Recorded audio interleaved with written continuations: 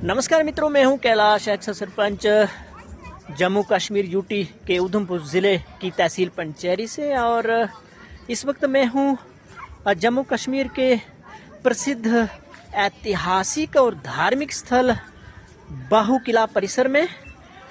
मित्रों, आप मेरे सामने देख रहे हैं देश भर का सबसे बड़ा भूमिगत मछली घर, जो कि जम्मू कश्मीर के जम्मू प्रांत के बाहू किला परिसर में है। और मित्रों, इस मछली घर में यानी इस एक्वेरियम में देश विदेश से लाई गई मछलियों की विभिन्न प्रकार की प्रजातियां पाई जाती हैं।